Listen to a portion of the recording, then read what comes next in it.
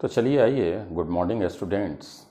हम लोग अब अपने फेज ट्रांसफॉर्मेशन के सेकंड लेक्चर को कंटिन्यू कर रहे हैं और इस सेकंड लेक्चर में हम लोग एक बहुत इम्पॉर्टेंट कॉन्सेप्ट वेपर प्रेशर को समझने की कोशिश कर रहे हैं। क्या है हमारा वेपर प्रेशर, ये पूरी लेक्चर में हम आपको आज यही समझाने वाले हैं। तो आइए हम लोग वेपर प्रेशर को समझने से पहले एक क्लोज्ड कंटेनर फॉर्म करते हैं। एक क्लोज्ड कंटेनर लिया है हमने,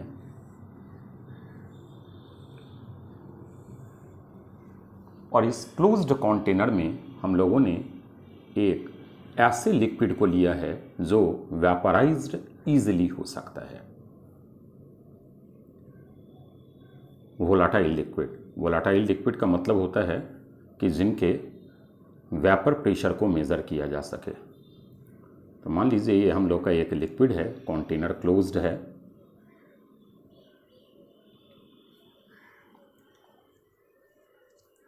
अब ज़रा बातों को सुनिएगा। तो ये जो लिक्विड मॉलिक्यूल्स हैं, ये एक्चुअली इंटरमॉलिक्यूलर फोर्स का जो एक बैरियर है उससे बंधा हुआ है। उसके कारण ये सारे लिक्विड मॉलिक्यूल्स आपको यहाँ दिख रहे हैं। मतलब इनमें एक intermolecular force of attraction act हो रहा है। अब हो क्या रहा है कि इन लिक्विड में रेगुलर कॉलिजन हो रही है, टिल कंटिन्यू ये एक दूसरे से कोलाइड हो रहे हैं, कंटेनर की दीवार से टकरा रहे हैं। जैसा गैसियस होता है उनका कॉलिजन ज़्यादा इफेक्टिव होता है, लिक्विड वाले का कॉलिजन डिस इफेक्टिव होता है, लेकिन कॉलिजन ये भी रेगुलरली अकर कर रहे हैं। अब उस रेगुलर कॉलिजन के कारण इनका टोटल जो एनर्जी होगा वो तो कंजर्व होगा, लेकिन जो इंडिविजुअल काइनेटिक एनर्जी होगा वो कॉन्टिन्यूअसली चेंज होता रहेगा। मान लीजिए किसी पर्टिकुलर लिक्विड मॉलिक्यूल्स की काइनेटिक एनर्जी इतनी रेज्ड हो गई कि वह उस इंटरमॉलिक्यूलर अट्रैक्शन की बैरियर को ब्रेक कर दे। मान लीजिए कि इंटरमॉलिक्यूलर अट्रैक्शन जो है उसको तोड़ने के लिए आपको 100 किलोजूल एनर्जी की ज़रूरत पड़ी। मतलब आपने उसको 100 किलोजूल एनर्जी प्रोवाइड कर दिया, तो जो दो लिक्विड मॉलिक्यूल्स अट्रैक्टिव फोर्स से बंधे हुए हैं वो टूट जाएंगे, अलग हो जाएंगे। तो इंडिविजुअल मान लीजिए, या इंडिविजुअल ने कुछ सफिशिएंट लिक्विड्स इतनी sufficient amount of kinetic energy को ऑब्टेन्ड कर ले कि वो इस इंटरमॉलिक्यूलर अट्रैक्शन की बैरियर को ब्रेक कर दे, तो वो सेपरेट आउट हो जाएंगे, क्योंकि वो अभी अट्रैक्शन के कारण एक दूसरे के पास थे। तो अब क्या होगा कि जैसे ही इनका इंटरमॉलिक्यूलर अट्रैक्शन का बैरियर ओवरकम हो गया, ये लिक्विड अपनी सरफेस से एस्केप आउट हो जाते हैं। ये अपनी सरफेस से एस्केप आउट होने लग जाएगा। कंटेनर चूंकि क्लोज्ड है,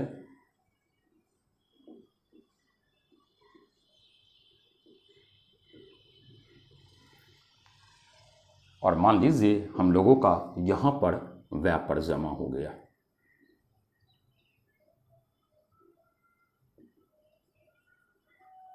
ये जो रेड कलर ऊपर दिखाया जा रहा है ये हमारा वेपर है। तो अभी हम पहली बात बोल रहे हैं। अभी हम फर्स्ट एक चीज को जरा बोल रहे हैं, उसे सुनिएगा carefully. When a liquid evaporates, पढ़े हुए होइएगा कि अर्लियर इसी प्रोसेस को इवेपोरेशन बोला जाता है। तो when a liquid evaporates, its gaseous molecules exert vapor pressure। यह अभी फुल डेफिनेशन नहीं है, जस्ट हमने आपको एक क्या बात बताया कि when a liquid evaporates, कोई आपसे पूछे कि भाई लिक्विड इवेपोरेट क्यों हो रहा है, तो आप बताइएगा कि उनकी कॉलिजन में अगर लिक्विड मॉलिक्यूल्स ने सफिशिएंट काइनेटिक एनर्जी को ऑब्टेन्ड कर दिया है, जिससे वो अपने इंटरमॉलिक्यूलर अट्रैक्शन का जो बैरियर है उसको ओवरकम कर ले, तो लिक्विड अपनी सरफेस से एस्केप आउट हो जाता है और वो वेपर स्टेट या गैसेस स्टेट में कन्वर्ट होता है। तो यही बात हमने आपको बताया कि when a liquid evaporates it's gaseous molecules exert vapour pressure. Clear है यहां तक की बातें? दो बातें हमने आपको अर्लियर बताया होगा कि भाई ये हम लोगों का लिक्विड है और ये मान लीजिए वेपर में कन्वर्ट हो रहा है, तो आप इसे बोलते थे इवेपोरेशन।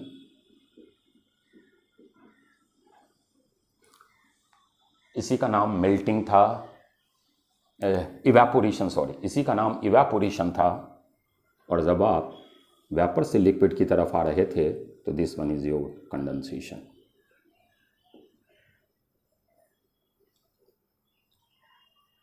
क्लियर है? कोई दिक्कत नहीं है। अब वो वेपर हमारे इस टॉप लेयर पर आकर के कलेक्ट हो गए, जमा हो गए। अब क्या होगा, ऊपर वाले वेपर में भी रेगुलरली कॉलिजन खुद से एज वेल एज कंटेनर की दीवार से, इसके कारण एक पर्टिकुलर वेपर जो अपनी इंडिविजुअल एनर्जी को फॉल करेगा, क्योंकि ऊपर जो वेपर है इनकी एनर्जी हायर होगी एज कंपेयर टू लिक्विड, तो कॉलिजन के कारण ऐसे वेपर्स जिन्होंने अपनी एनर्जी को कम किया है वो क्या होगा कि फिर नीचे आने लग जाएगा। उसे अब हम सेकंड डायग्राम में दिखा रहे हैं। तो अब क्या था, लिक्विड तो हम लोगों का यहां था ही,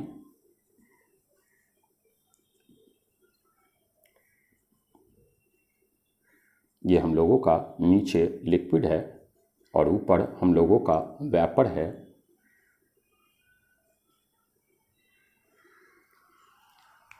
अब जब ये वेपर हमारा डाउनवर्ड आना स्टार्ट होगा, क्यों डाउनवर्ड आ रहा है, तो वेपर्स में रेगुलर कॉलिजन खुद के साथ हो रहा है, मतलब दूसरे वेपर्स के साथ एज वेल एज कंटेनर की दीवार के साथ। इसमें ऐसे वेपर्स जिन्होंने अपनी एनर्जी को लॉस किया है, कम किया है, तो वो इस रीजन को छोड़कर नीचे आना स्टार्ट होंगे। और नीचे जब वो आएंगे तो वो लिक्विड की ट्रैप में फंस जाते हैं, लिक्विड की जाल में फंस जाते हैं। उस मोमेंट पर जब ये नीचे आ रहा होगा तो ये एक लिक्विड की सरफेस पे प्रेशर एक्सर्ट करेगा। क्लियर है? यहां तक की बातें समझ में आ गई। अब हम टोटल डेफिनेशन वेपर प्रेशर का दे रहे हैं, ये जरा सुनिएगा। ऊपर वाली बात इवेपोरेशन थी, नीचे वाली बात कंडेंसेशन थी। अब हमने आगे आपको बताया कि जब rate of evaporation rate of condensation के बराबर हो जाए, जब rate of evaporation rate of condensation के बराबर हो जाए, तो वेपर्स लिक्विड की सरफेस पे जो प्रेशर एक्सर्ट करते हैं वो वेपर प्रेशर कहलाता है। यह एक गिवन टेम्परेचर का सबसे मैक्सिमम प्रेशर होता है। इसे वेपर प्रेशर के नाम से भी बोलते हैं, मैक्सिमम वेपर प्रेशर के नाम से भी बोलते हैं और सैचुरेटेड वेपर प्रेशर के नाम से भी बोलते हैं। क्लियर है? अब हम लोग इसको इंडिविजुअल समझेंगे बेटा, अभी घबराइए मत, बढ़ा जाए अब आगे, यहां के बाद कोई दिक्कत नहीं है। तो आइए अब हम जरा पूरी बात जब भूल गए तो फिर से अब हम स्टेप्स वाइज इसे समझाना स्टार्ट करते हैं। पहली चीज जो हमने बहुत सिंपलर बात आपको बताया कि भाई एक लिक्विड मॉलिक्यूल्स जो गैसियस मॉलिक्यूल्स में कन्वर्ट हो रहा है, वो जो gaseous molecules vapour pressure exert करते हैं। फर्स्ट चीज हमने आपको यही बताया है। यहां हमने आपको बताया कि भाई क्यों एक लिक्विड मॉलिक्यूल्स गैसियस मॉलिक्यूल्स या वेपर फेज में कन्वर्ट हो रहा है, फिर वो वेपर क्यों हमारा लिक्विड में आ रहा है, ये मैकेनिज्म हमने आपको समझा दिया है। बढ़ा जाए, फिगर सामने है भाई, साइड है।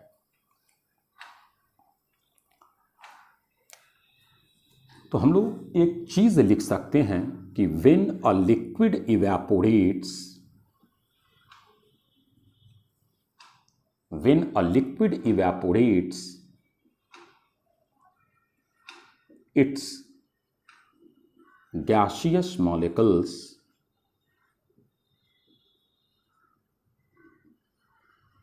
exert vapor pressure.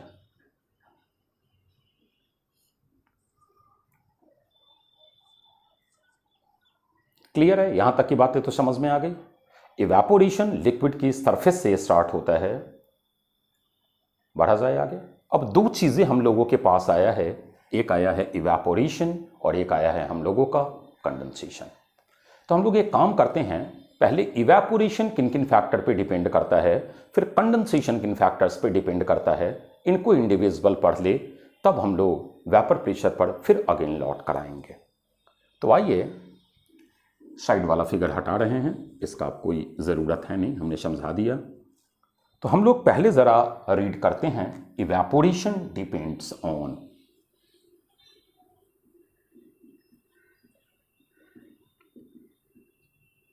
evaporation depends on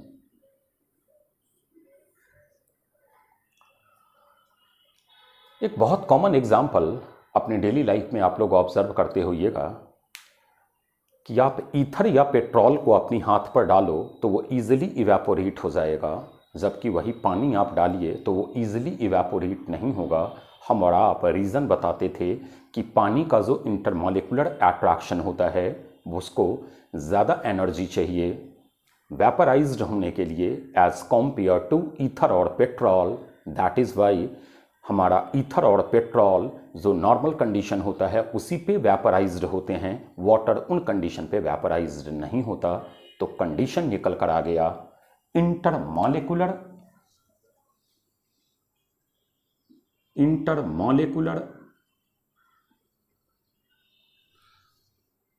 attractive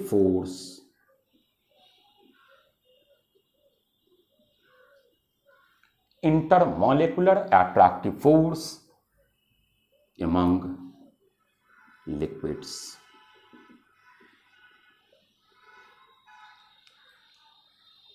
एक चीज तो लगा होगा कि जितना स्ट्रॉन्गर इंटरमॉलिकुलर फोर्स होगा वेपराइज्ड होने की टेंडेंसी, इवेपोरेट होने की टेंडेंसी उतनी ही कम होगी। क्लियर है? यहां तक में कोई दिक्कत नहीं। अब एक चीज जरा यहीं से बहुत केयरफुली समझिएगा, इस इंटरमॉलिकुलर अट्रैक्टिव फोर्स जो है, ये जो इंटरमॉलिकुलर अट्रैक्टिव फोर्स है, इसके स्ट्रेंथ का मेजरमेंट इंथैल्पी ऑफ वेपराइजेशन कहलाता है। मतलब strength to measure intermolecular force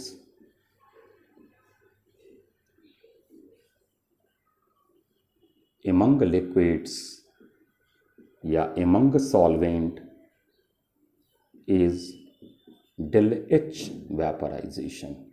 मतलब एक चीज लग गया होगा कि जिनका इंटरमॉलिकुलर फोर्स, मतलब अगर कोई दो सॉल्वेंट हमारे पास है और किसी एक सॉल्वेंट का डेल एच वेपराइजेशन ज़्यादा है, तो हम इनडायरेक्टली बोल सकते हैं कि भैया इस सॉल्वेंट का जो इंटरमॉलिकुलर अट्रैक्टिव फोर्स है वो ज़्यादा पावरफुल है।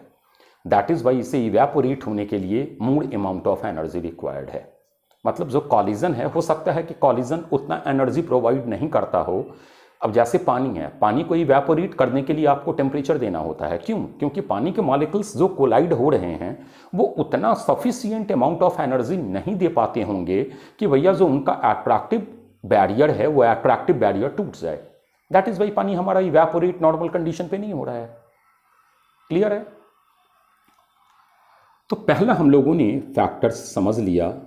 सेकेंड एक चीज हम यहां पर जरा देखिएगा, इवेपोरेशन लिक्विड की सरफेस से स्टार्ट होता है।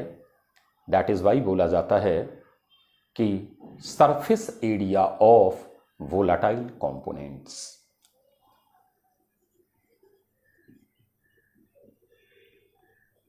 Surface area of volatile components, जिसको हम लोग लिक्विड बोले, पानी बोले, ईथर बोले, पेट्रोल बोले, आप कितना उसे सरफेस एरिया दे रहे हो। क्लियर है? यहां तक में तो कोई दिक्कत नहीं है। बढ़े आगे ना। इसी चीज को हम लोग बोलते हैं, इस सेकेंड पॉइंट को, नंबर ऑफ सॉल्वेंट मॉलिक्यूल्स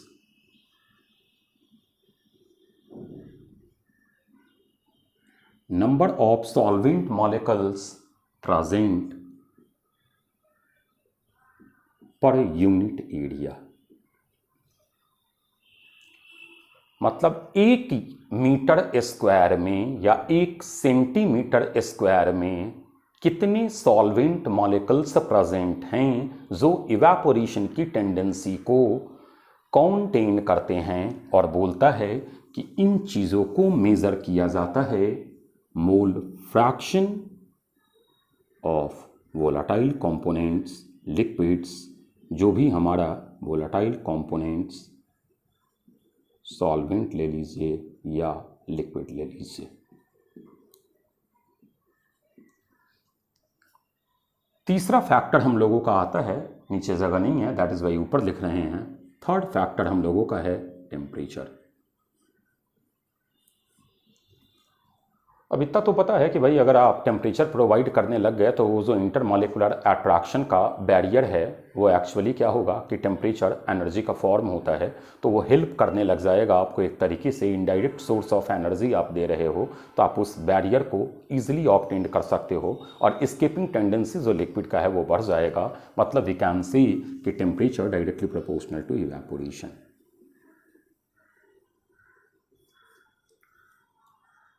एक और चीज़ देखिएगा, जब पहला लिक्विड मॉलिक्यूल्स ऊपर गया होगा तो ऊपर एक भी व्यापर नहीं रहा होगा, तो बहुत इजीली ऊपर चला गया होगा।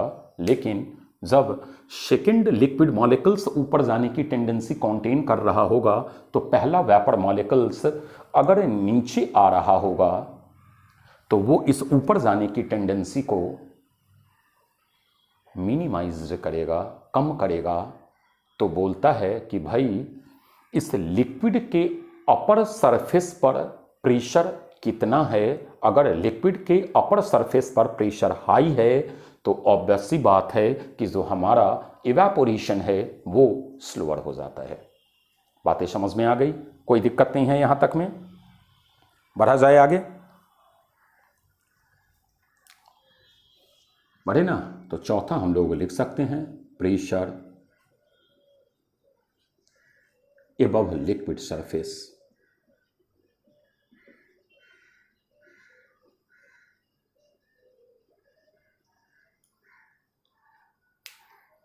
मतलब एक चीज़ आपको समझ में आ गया कि भाई हमारा इवेपोरेशन जो है वो किन किन फैक्टर पे डिपेंड करता है और इवेपोरेशन एक्चुअली है क्या। बढ़ा जाए अब आगे प्रोसीड करें। चलिए हटाते हैं।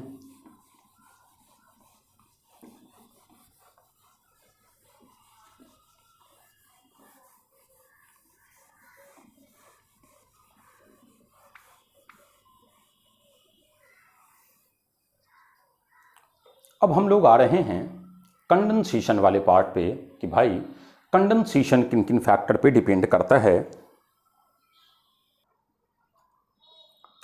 तो बोलता है कि भाई कंडेंसेशन जो होता है वो डायरेक्टली प्रोपोर्शनल होता है कॉन्सेंट्रेशन ऑफ वेपर्स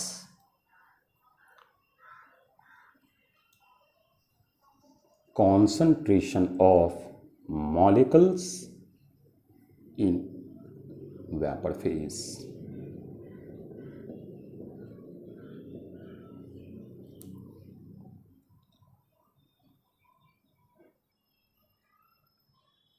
अब अगर देखिए तो दो चीज़ें हम लोगों के पास आ गया है, एक इवेपोरेशन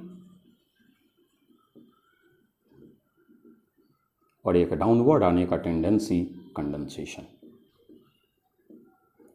अपवर्ड जाने की चीज़ इवेपोरेशन है और डाउनवर्ड आने की चीज़ कंडेंसेशन है। कोई दिक्कत नहीं है?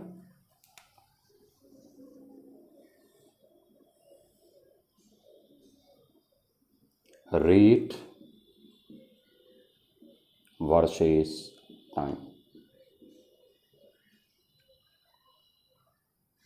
इन स्टार्टिंग जब हमारा लिक्विड फेज में होगा तो कॉन्डेंस्ड होने की टेंडेंसी 0 होगी, मतलब कॉन्डेंसेशन टाइम के साथ बढ़ता है। मान लीजिए अभी कंडेंसेशन को हम लोग इवेपोरेशन टाइम के साथ कांस्टेंट है एक गिवन टेम्परेचर पर, इवेपोरेशन, क्योंकि टेम्परेचर आप चेंज कर नहीं रहे हो, सरफेस एरिया हमारा फिक्स्ड है। जितने फैक्टर्स हैं एक गिवन लिक्विड के लिए, तो भैया वो तो टाइम के साथ हमारा जो इवेपोरेशन है वो एक एस्टरी रेट से बढ़ता रहेगा। क्लियर? कॉन्सेंट्रेशन टाइम के साथ बढ़ेगा। यहीं पर हमारा डायनामिक इक्विलिब्रियम आ गया है। डायनामिक इक्विलिब्रियम का मतलब है कि जिस रेट से इवेपोरेशन जा रहा है, अब उसी रेट से यहाँ के बाद मान लीजिए ये हमारा ऐसे चला गया, तो अब आप देख रहे हो कि जो रेट हमारा इवेपोरेशन का है सेम रेट हमारा कंडेंसेशन का है। तो ये वाला पॉइंट जो है वो हमारा इक्विलिब्रियम स्टेज है। तो हम बोलेंगे कि इस स्टेज पर वेपर ने जो लिक्विड की सरफेस पे प्रेशर एग्जर्ट किया है ये वेपर प्रेशर है। आगे हमने आपको एक चीज़ और बताया कि एक गिवन टेम्परेचर पर जो वेपर प्रेशर होता है वो मैक्सिमम प्रेशर होता है। क्लियर है? यहाँ तक में कोई दिक्कत नहीं है। अब आइए ज़रा जो हम लोगों ने प्रोसेस लिखा था H2O liquid, reversible sign, H2O vapour, मान लीजिए एक टेम्परेचर T केल्विन पे है, Kp का एक्सप्रेशन लिखे तो Kp is equal to partial pressure of H2O vapour. यही जो partial pressure of H2O vapour है, this one is called vapour pressure at given temperature T। और इतना तो कंफर्म है कि ये हमारा इक्विलिब्रियम स्टेज का कॉन्सेंट्रेशन होगा, ये इक्विलिब्रियम स्टेज का प्रेशर होगा ना। और एक चीज़ पढ़े हुईएगा कि इक्विलिब्रियम स्टेज का जो अमाउंट होता है वो उस गिवन टेम्परेचर पर मैक्सिमम अमाउंट होता है। इसलिए हम और आप बार बार बोल रहे हैं कि एक गिवन टेम्परेचर पर जो वेपर प्रेशर हमारा होता है वो उस टेम्परेचर का मैक्सिमम प्रेशर होता है। मतलब देखिए एक चीज़ यहाँ से बहुत रिमार्केबल बात निकल कर आई है। ज़रा फिगर हम आपको हटाएं। मान लीजिए कि हमारा ये क्लोज्ड कंटेनर है, ये हमारा लिक्विड है,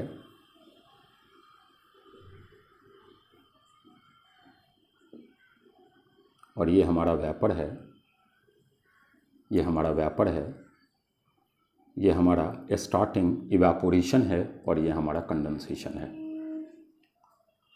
हर कंडेंसेशन के कारण जो लिक्विड की सरफेस पे प्रेशर एग्जर्ट हो रहा होगा वो हर कंडेंसेशन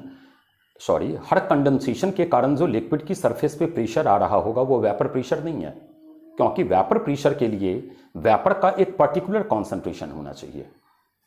जब तक वो उस पर्टिकुलर कॉन्सेंट्रेशन को ऑब्टेन्ड नहीं करेगा तब तक लिक्विड की सरफेस पे जो प्रेशर आ रहा है वो वेपर प्रेशर नहीं कहलाएगा। क्लियर है? क्योंकि हमारा वेपर प्रेशर इक्विलिब्रियम स्टेज पे डिफाइंड होता है और इक्विलिब्रियम स्टेज का अमाउंट जो है उस गिवन टेम्परेचर का एक फिक्स्ड अमाउंट होता है, हम और आप उसे चेंज नहीं कर सकते हैं। क्लियर है? यहां तक की बातों में कोई दिक्कत नहीं है। तो अब जरा हम लोग जाने कि भाई वेपर प्रेशर किन किन चीजों पर डिपेंड करता है। हमने इवेपोरेशन जान लिया, हमने कंडेंसेशन जान लिया, अब हम लोग ज़रा जान रहे हैं कि भाई हमारा वेपर प्रेशर किन किन फैक्टर पे डिपेंड करता है। तो फैक्टर्स ऑन विच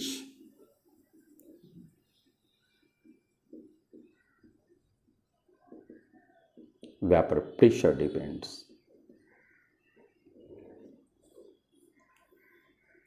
तो पहला बोलता है इंटरमॉलिक्यूलर फोर्स लिक्विड्स का, क्योंकि अगर लिक्विड्स का इंटरमॉलिक्यूलर फोर्स कम है, ज़्यादा है, तो ऑब्वियस सी बात है कि भाई इवेपोरेशन ही हमारी स्लोअर हो जाएगी।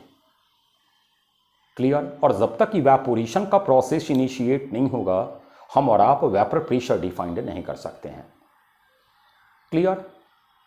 तो आप बोल सकते हो कि इंटरमॉलिक्यूलर फोर्स जितना स्ट्रॉन्गर है वेपर प्रेशर उतना ही कम है।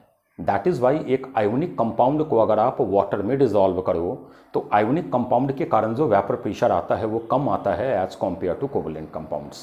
क्लियर? अब सेकंड जो हम लोग का फैक्टर आता है, पहला तो हमने दे दिया इंटरमॉलिक्यूलर फोर्स,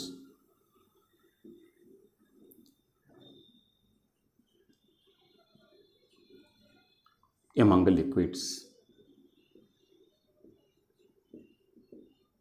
यह सरफेस एरिया वगैरह पर डिपेंड नहीं करता है। और दूसरा टेम्परेचर। ठीक है, टेम्परेचर ज़्यादा इम्पॉर्टेंट है, इससे सवाल भी बनते हैं। तो आइए ज़रा टेम्परेचर के रिगार्डिंग हम लोग एक मैथमेटिकल एक्सप्रेशन देखे। dp/dt माने प्रेशर का चेंजिंग टेम्परेचर के साथ ΔH वेपराइजेशन अभी बताए हैं क्या होता है। m फॉर मूलर है, मतलब एक मूल के लिए।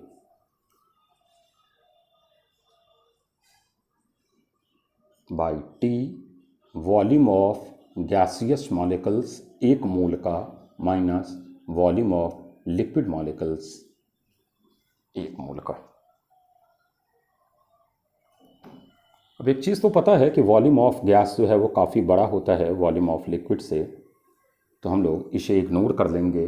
हम लोगों का रिजल्ट आएगा dp/dt is equal to ΔH vaporisation, molar तो है ही, by T into volume of gas एक मोल के लिए।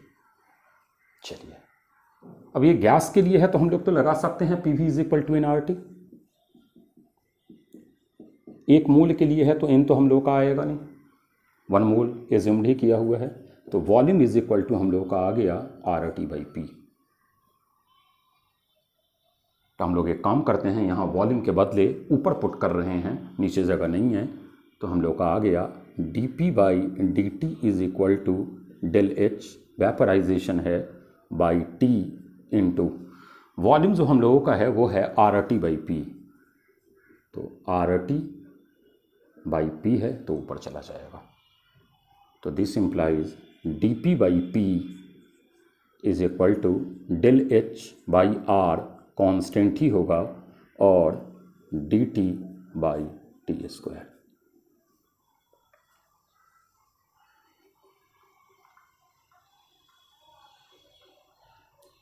क्या कोई दिक्कत?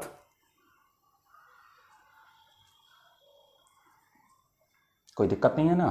इसी से जो हम लोगों का फाइनल रिजल्ट आता है बिल्कुल आर्हेनियस की तरह, जैसा काइनेटिक्स में आपने पढ़ा होगा। ln P2/P1 is equal to ΔH/R। नहीं पढ़े हो क्या फॉर्मूला? ऐसा ही कुछ आप लोगों का वहाँ पर भी था, 1/T1 माइनस 1/T2। यहाँ बोल सकते हो P1 is equal to vapour pressure at temperature T1 and P2 is equal to vapour pressure at temperature T2। क्या कोई दिक्कत? इसी को लॉग में जब आप कन्वर्ट कीजिएगा तो log P2/P1 is equal to ΔH/2.303 R into 1/T1 minus 1/T2। फिर वैसे ही आप log P वर्सेस 1/T के लिए ग्राफ प्लॉट कर सकते हो। हटाया जाए।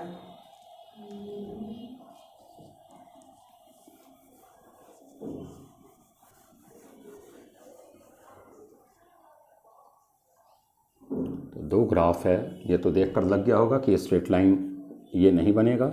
Vapour pressure versus temperature. आप क्या बोले हो कि भाई टेम्परेचर के बढ़ाने से वेपर प्रेशर बढ़ता है, अलग बात है कि ये हमारा लीनियरली इंक्रीज नहीं होगा। और वही अगर हम log P वर्सेस 1/T के लिए ग्राफ प्लॉट करें, जैसा बिल्कुल काइनेटिक्स में देखे हैं,